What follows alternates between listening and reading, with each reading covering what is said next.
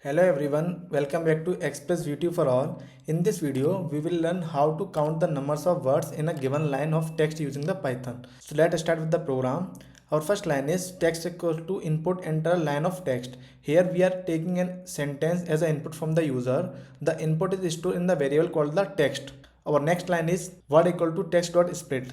Here we are using the split function to break the sentence into the individual words. By default, it splits based on the spaces. For example, if the input is hello world, it will convert it into a list like hello world. Next line is count equals to len words. Here we are using a len function to count the number of elements in the list.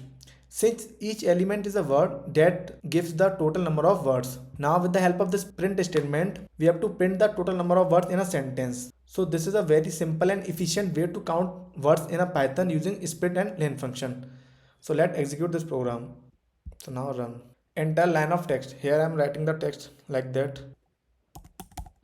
Manoj, Riya, Sattu, and now enter.